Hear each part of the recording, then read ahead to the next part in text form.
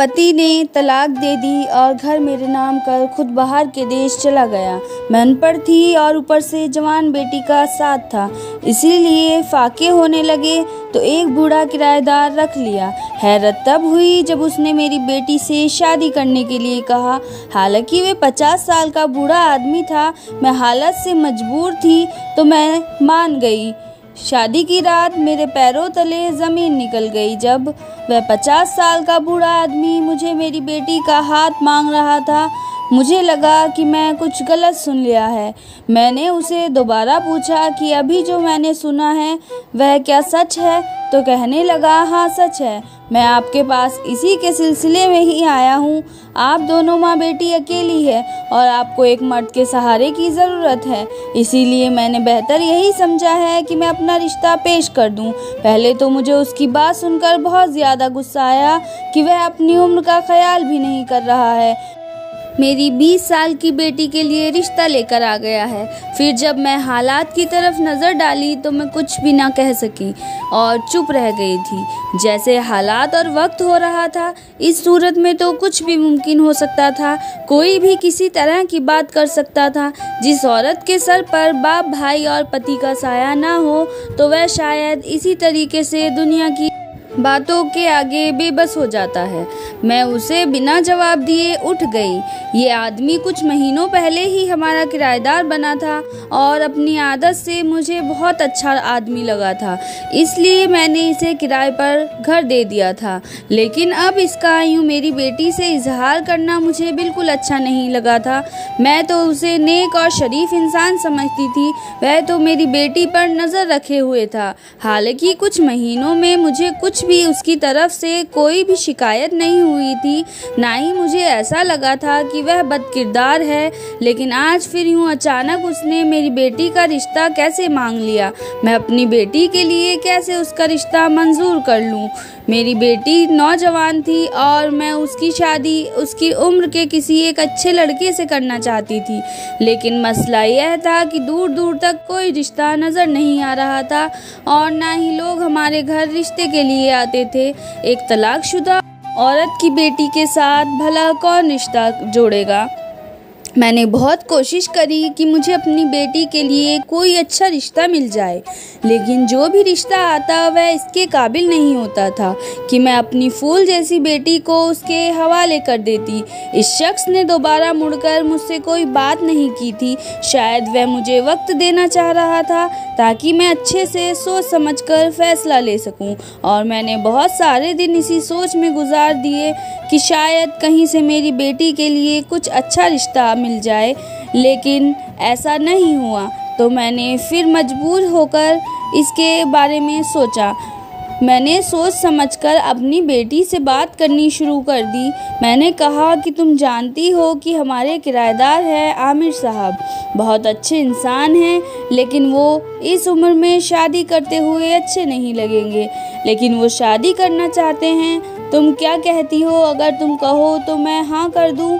मुझे लगा था कि शायद मेरी बेटी मना कर देगी और मुझ पर चीख चिल्लाएगी और कहेगी कि आपने किसी बूढ़े आदमी के साथ मेरी शादी करने का कैसे सोच लिया।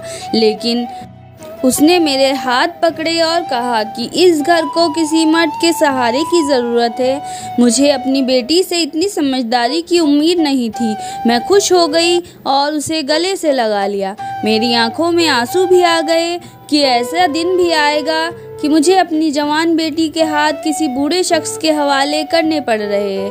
अगले दिन मैं घर की सफाई कर रही थी कि अचानक मेरी बेटी मुझे आकर कहने लगी कि माँ, मैं आमिर साहब के साथ शॉपिंग पर जा रही हूँ, थोड़ी देर में आ जाऊँगी, आखिर शादी की शॉपिंग भी तो करनी है। मैंने सोचा कि दुनिया वाले क्या कहेंगे कि मैंने अपनी बेटी को शादी से पहले ही उस शख्स के साथ बाहर भेजना शुरू कर दिया है, इसीलिए मैंने अपनी बेटी को इशारे से मना कर दिया। वो कहने लगी कि माँ, मैं शॉपिंग नहीं करूँगी तो फिर कौन करेगा? आपका साथ जाना तो मुनासिब नहीं है, तो मुझे ही शॉपिंग करनी है। वह बहुत ज़्यादा खुश लग रही थी और बात ही बात पर हंस रही थी, और यह बात मुझे अंदर से परेशान कर रही थी कि कहीं वह नाटक तो नहीं कर रही है। कहीं उसने मेरी मजबूरी की खातिर तो उसने इस रिश्ते के लिए हाँ कर दी, वरना 20 साल की लड़की किसी 50 साल के बुढ़े के साथ शादी कैसे कर सकती है। हाँ, अगर वह बहुत ज़्यादा अमीर होता तो मैं सोच भी सकती थी कि शायद मेरी बेटी को दौलत का लालच आ गया है, लेकिन वह तो मिडिल क्लास आदमी था जो कि नौकरी कर कर अपना गुजारा करता था। इन हालात में मेरी बेटी का शादी के लिए बहुत ज़्यादा खुश होना और खुश होकर शादी की तैयारी करना मुझे कुछ समझ में नहीं आ रहा था। 2 घंटे के बाद वह शॉपिंग कर कर वापस आई तो किराएदार सीढ़ियाँ चढ़कर ऊपर अपने घर चले गए और वह मेरी बेटी मुझे शॉपिंग दिखाने लगी। मेरे पास इतने पैसे नहीं थे कि मैं अपनी बेटी को शॉपिंग के लिए दे देती, तो जाहिर है इतनी सारी शॉपिंग आमिर साहब ने ही कराई थी। इतने आला और इतने अच्छे कपड़े देखकर मेरी आंखें खुली की खुली रह गई थी। मैं सोच भी नहीं सकती थी कि वह इतनी अच्छी तरीके से शॉपिंग कर सकते हैं। मेरी बेटी ने उसकी तारीफ़ के पुल बांधने शुरू कर दिए थे। अम्मा, वो ज़्यादा अच्छे इंसान हैं, मैं तुम्हें क्या बताऊं, मैं उन जैसे इंसान से कभी नहीं मिली। मुझे यह कहने में कोई भी तकलीफ़ नहीं हो रही है कि यह शख्स मेरे बाप से भी अच्छा है। मुझे अपनी बेटी को खुश देखकर अपने फैसले पर थोड़ा अच्छा सा लगा, क्योंकि मेरी बेटी खुश है कि चलो अच्छा है। मैं अपनी बेटी के साथ कोई ज़बरदस्ती तो नहीं कर रही हूँ, वह अपनी मर्ज़ी से इस रिश्ते के लिए राज़ी है। जब से मैंने इस रिश्ते के लिए हाँ की थी, आमिर साहब के तौर तरीके बदल गए थे। अब वह अक्सर मुस्कुराते हुए ही दिखते थे, जब भी मेरी तरफ देखते मुस्कुरा कर चले जाते थे। जाहिर है कि अब वह मेरे दामाद बनने वाले थे, शायद इसी वजह से उन्हें ऐसा करना पड़ रहा था।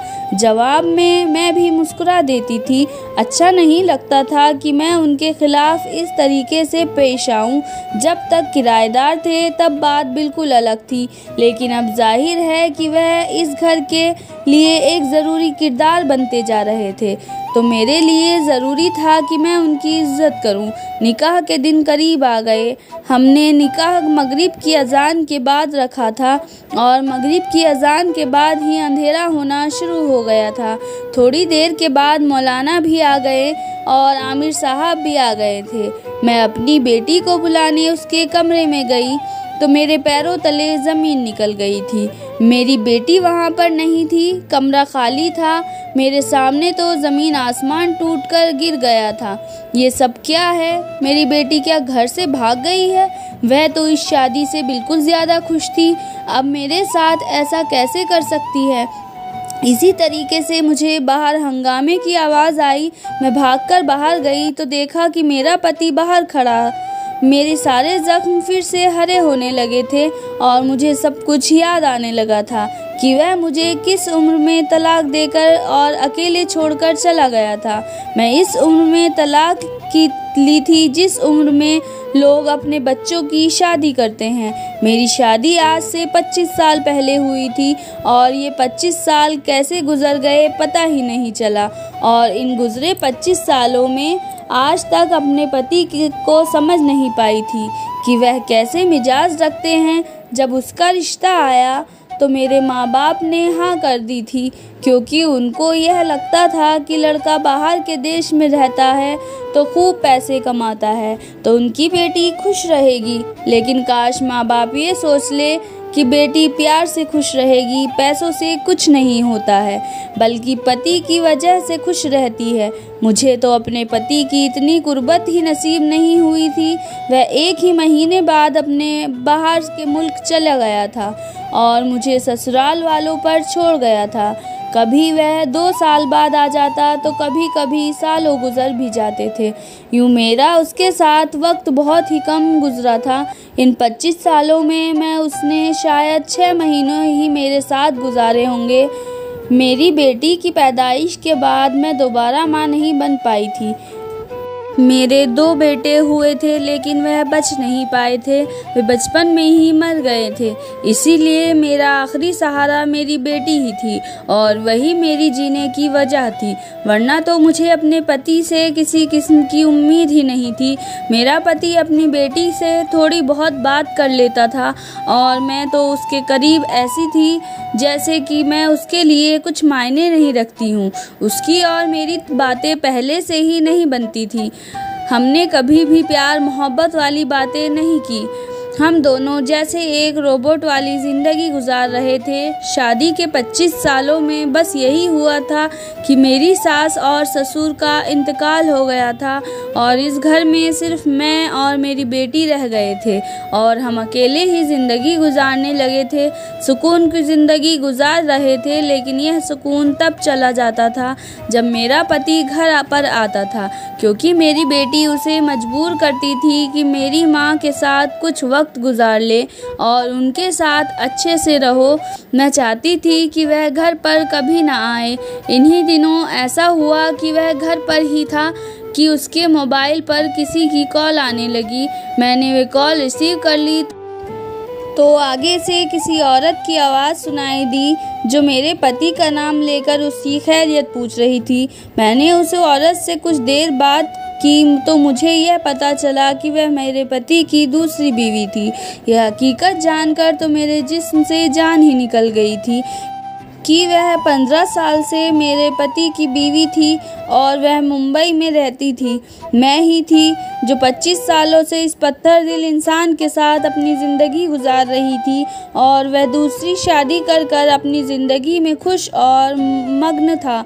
यहाँ सिर्फ दुनिया को दिखाने के लिए आ जाता था, जो कि मुझे उस वक्त बहुत ज़्यादा गुस्सा आया और मैंने उसी वक्त उसको ज़ोर से आवाज़ देनी शुरू कर दी। मैंने ज़िंदगी में पहली बार उसके साथ ऐसी बातें की थी। अब मैं थक चुकी थी। मेरी भी ज़िंदगी थी, मुझे भी अपने कुछ हक चाहिए थे। पहले तो वह दंग रह गया था कि आज मैं उससे कैसे बात कर रही हूँ। फिर बाद में वह भी गुस्से में आ गया और कहने लगा कि मुझे बेटा चाहिए था और तुम बेटा पैदा करने की अहमियत ही नहीं रखती थी, इसीलिए मैंने दूसरी शादी की है। और वैसे भी मैंने तुमसे शादी अपने माँ बाप से मजबूर होने पर की थी, मगर मैं तुमसे कभी मोहब्बत नहीं करता हूँ, इसीलिए मैंने अपने दिमाग के सुकून की खातिर मैंने वहाँ पर शादी की है और अब मेरे 2 बेटे हैं। यह सुनकर तो मेरी जान निकल गई और मैं पागल सी हो गई थी और मैं होश हवास में नहीं रही थी। मैंने उसका गिरेबान पकड़कर ज़ोर ज़ोर से खींचने लगी। तो तुमने 25 साल तक मुझे इस्तेमाल किया, तुमने मुझे धोखा दिया। अगर मैं तुम्हें शुरू में ही पसंद नहीं थी तो मुझे आज़ाद कर देते ताकि मैं भी अपनी ज़िंदगी अपनी मर्ज़ी से जी लेती। मैं हमेशा तुम्हारे नाम के खातिर बैठी रही। तुमने मेरे साथ अच्छा नहीं किया है। और फिर हमारी बात इतनी बढ़ गई थी कि उसने मुझे गुस्से में तलाक दे दी। एकदम से सारी ज़मीन और सारा आसमान टूटकर मेरे ऊपर गिर गया था।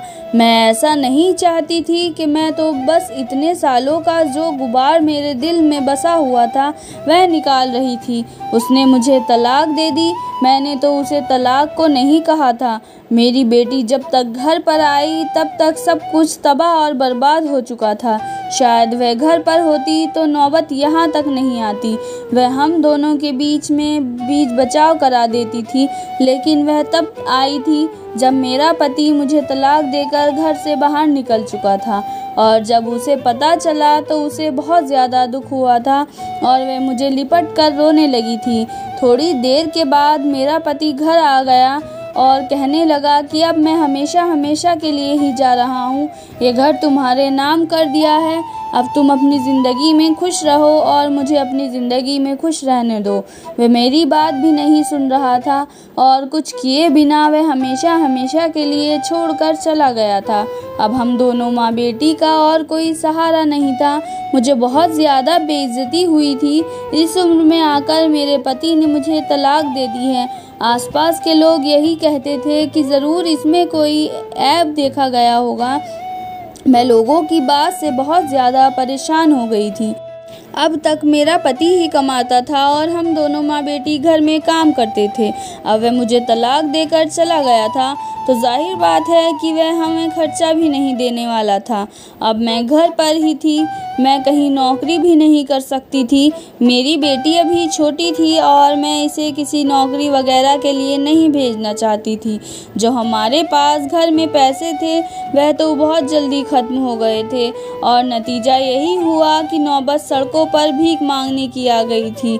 फिर कुछ ऐसा हुआ कि एक 50 साल का बुढ़ा हमारे घर पर किराएदार के तौर पर आया और कहने लगा कि वह शहर में नया आया है और अकेला है, उसके आगे पीछे कोई नहीं है, इसीलिए मैं उसे ऊपर वाला घर का पोर्शन किराए पर दे दूं। मैं हरगिज़ भी ऐसा नहीं चाहती थी, लेकिन मैं मजबूर हो गई थी क्योंकि हमारे घर में खाने पीने के लिए भी कुछ नहीं था। मैंने उसे एडवांस किराया लेकर ऊपर वाले कमरे किराए पर दे दिए। मुझे अपने फैसले पर कभी भी गलत महसूस नहीं हुआ क्योंकि आमिर साहब बहुत ही अच्छे इंसान थे, वरना मैं डर रही थी कि ना जाने किस किस्म का आदमी है और मैंने अपने घर में दाखिल कर लिया है। लेकिन आने वाले वक्त में उन्होंने साबित कर दिया था कि मेरा फ़ैसला बिल्कुल ठीक था और अब तो उनकी मेरी बेटी से शादी भी होने जा रही थी। लेकिन शादी की रात मेरी बेटी का इस तरीके से भाग जाना और मेरे पति का दोबारा घर पर आ जाना मुझे बहुत ज़्यादा हैरत में डाल रहा था और मुझे रोकने पर मजबूर कर रहा था। मैंने सोचा कि अब मैं अपनी बेटी को तो बाद में देखती हूँ, पहले इससे तो पूछ लूँ कि यहाँ पर अब क्या करने आया है। मैंने जाते ही गुस्से में उससे पूछा कि अब तुम यहाँ पर क्या करने के लिए आए हो। कहने लगा कि मुझे हमारी बेटी ने कॉल करके बुलाया है। मैं परेशान हो गया। मुझे इस बात पर बहुत ज़्यादा गुस्सा आया कि उसने अपनी शादी में अपने बाप को क्यों बुलाया। क्या उसने सारी उम्र बाप होने का फ़र्ज़ अदा किया था जो उसकी शादी में अब आ गया था। इस वक्त दूल्हे की वजह से वहाँ पर लोग आए हुए थे। वह मुझसे आकर पूछने लगे थे कि क्या कोई मसला है। मैं चुप हो गई और बात बदल दी। मैंने कहा कि नहीं, कोई ऐसी बात नहीं है, आप लोग यहीं पर बैठे, मैं थोड़ी देर में वापस आती हूँ। मेरा पति अंदर आ गया और सारे मामले को हैरानी से देखने लगा। कहने लगा कि यहाँ पर किसी की शादी हो रही है क्या। मैंने गुस्से से कहा कि आप तो इतने भी अनजान मत बनो जैसे तुम्हें कुछ पता ही नहीं है। तुम्हारी बेटी ने तुम्हें कॉल करके बुलाया है और लेकिन तुम्हें उसने यह नहीं बताया कि किसकी शादी हो रही है। वह कहने लगा कि नहीं, मुझे बस उसने यही कहा था कि मैं इस दिन इस वक्त इस टाइम तक आ जाऊं। वह मेरे लिए कुछ ख़ास प्लान तैयार कर रही थी, लेकिन यहाँ आकर पता चला कि वह उसी की शादी हो रही है। मेरे पास उसके किसी बात का जवाब नहीं था, इसलिए मैंने उससे बाद में बात करने का इरादा कर अंदर की तरफ चल दी। मैं हर सूरत में अपनी बेटी को ढूंढना चाहती थी। मैं नहीं जानती थी कि वह क्या करना चाहती है, वह कहाँ पर गई है और कहाँ पर जा सकती है। अभी मैं ऊपर वाले पोर्शन में जाने का इरादा कर ही रही थी कि फिर मेरे पति की चीख मेरे कान में टकराई। जो मेहमानों से उलझ रहा था, मैं दोबारा वहीं पर गई तो वहाँ सब से पूछ रहा था कि यह पर आखिरकार हो क्या रहा है। कोई मुझे बताएगा। कोई मुझे बता क्यों नहीं रहा है किसकी शादी हो रही है यहाँ पर। तो मैं उसे बताने लगी थी। अचानक से मेरी पीछे से आवाज़ आई कि मेरी माँ की शादी हो रही है। मैंने चौंक कर गर्दन पीछे घुमाई तो मेरी बेटी वहाँ पर थी, लेकिन वह दुल्हन वाले लिबास में नहीं थी। वह आगे बढ़कर अपने बाप को कहने लगी, आपने ठीक सुना है कि यहाँ पर मेरी माँ की शादी हो रही है और ये शादी मैं खुद करवा रही हूँ। आपको मैंने कॉल कर इसलिए बुलाया था क्योंकि आप अपनी आंखों से देख लो कि जिस औरत को आप छोड़कर गए थे उसे कितना अच्छा जीवन साथी मिल रहा है। ये सब सुनकर मैं हैरत में आ गई थी कि मेरी बेटी क्या बोल रही थी। शादी तो उसकी होने वाली थी, फिर वह अपने बाप से झूठ क्यों बोल रही थी कि मैं शादी कर रही हूँ। मेरे पति के चेहरे के रंग उड़ गए थे। उसने ये यकीन से मेरी तरफ देखा, मैंने उसकी तरफ नहीं देखा और मैंने अपनी बेटी का हाथ पकड़ा, उसे एक तरफ जाते हुए कहा कि तुम क्या बोले जा रही हो। तुम मेरे बारे में इतनी बड़ी बात कैसे कर सकती हो, जबकि तुम अच्छे से जानती हो कि जो सब तुमने ही कहा है वह गलत है। और तुम कहाँ थी? मैंने तुम्हें पूरे घर में ढूंढ लिया है, तुम कहीं नज़र नहीं आ रही थी। निकाह को देर हो रही है, चलो सारी बातें बाद में करेंगे, पहले जल्दी से तैयार हो जाओ और जोड़ा पहनकर आ जाओ। वे मेरे हाथ थाम कर कहने लगी कि माँ, शादी होगी ज़रूर, लेकिन आपको किसने कहा कि मेरी शादी हो रही है या मैं दुल्हन बन रही हूँ। मेरे ख्याल है कि आपको बहुत ज़्यादा गलत फहमी हो रही है। आप जानबूझकर ऐसा कर रही हैं। मैं तो अभी ऊपर छत पर आप दोनों के लिए कमरे में सजावट करवाने में मशरूफ़ थी, इसलिए मुझे आने में देर हो गई थी। मैंने अपने सर को पकड़ लिया। मुझे कुछ समझ में नहीं आ रहा था कि क्या हो रहा है। मैंने कहा, जाओ और अभी इसी वक्त आमिर साहब को बुला कर लेकर आओ। थोड़ी देर में आमिर साहब यहाँ पर आ गए तो मैंने देखते ही पूछा कि आप मेरी बेटी के लिए रिश्ता लेकर आए थे, फिर आप मुझसे शादी करने के लिए कैसे राज़ी हो सकते हो? तो हैरत से बोला कि आप ये क्या कह रही हो कि मैं आपकी बेटी के लिए रिश्ता लेकर आया हूँ? मैंने तो आपको निकाह का पैगाम भेज रहा था और आपसे शादी करना चाहता था। एक दफ़ा भी मैंने आपकी बेटी का नाम नहीं लिया है। यह सुनकर मेरे कदमों तले से ज़मीन निकल गई थी, क्योंकि वह सच कह रहा था। उसने तो एक बार भी मेरी बेटी का नाम नहीं लिया था, उसने तो सिर्फ शादी का जिक्र किया था। मैं समझी कि वह शायद मेरी बेटी के बारे में बातें कर रहा है, कि मैं आपको अपनी ज़िंदगी में शामिल करना चाहता था क्योंकि आप मुझे अच्छी लगती थी। इसीलिए मैंने सीधा सीधा आपको शादी के लिए कह दिया था। लेकिन ना जाने क्यों आपने इस सब का गलत मतलब निकाल लिया, या खुद अब मेरी बात सारी समझ में आई थी। यह सब मेरी ही गलतफहमी थी। वह मेरे लिए ही रिश्ता लेकर आया था और मैं समझी नहीं थी। वह मेरी बेटी के लिए रिश्ता लेकर आया है और मैंने अपनी बेटी से जिस तरीके से बात की थी वह भी खुलकर नहीं की थी। मेरी बेटी को भी तो यही था कि मैं उससे अपनी शादी के लिए बात कर रही हूँ। इसीलिए उसने खुशी से मुझे कहा था कि आप अपनी ज़िंदगी में नए सिरे से शुरू करना चाहती हो और मैं आपका साथ देने के लिए बहुत ज़्यादा खुश हूँ। यह सब एक गलत फहमी का नतीजा है जिसकी ज़िम्मेदार मैं हूँ। आपको गलत फहमी हुई थी, लेकिन मैं और आमिर साहब तो ऐसे रिश्ते के बारे में राज़ी नहीं थे, इसीलिए आपको ये शादी करनी ही होगी। मैंने बाबा को इसलिए कॉल कर ख़ास तौर पर बुलाया था ताकि अपनी आंखों से देख ले कि आपकी ज़िंदगी अब नए सिरे से शुरू करने जा रही हो। और आप ही नहीं, यह सब खेल मेरी किस्मत में मेरे साथ खेल रही थी। 40 साल की उम्र में आकर दोबारा दूसरी शादी करना बहुत ही हिम्मत की ज़रूरत थी, लेकिन मेरी बेटी की पूरा सपोर्ट था तो मैंने उसकी खातिर यह शादी कर ली थी। शादी के बाद पता चला कि आमिर साहब एक बिजनेसमैन थे जो कुछ टाइम के लिए घर की परेशानी से दूर वक्त गुजारना चाहते थे, इसीलिए वे गुमनाम बनकर हमारे घर पर आ गए थे। उनके बच्चे उनकी अब अलग अलग ज़िंदगी में मशरूफ़ थे और वे चाहते थे कि उनके बाप की शादी हो जाए, कि उनको अकेलापन का एहसास ना हो।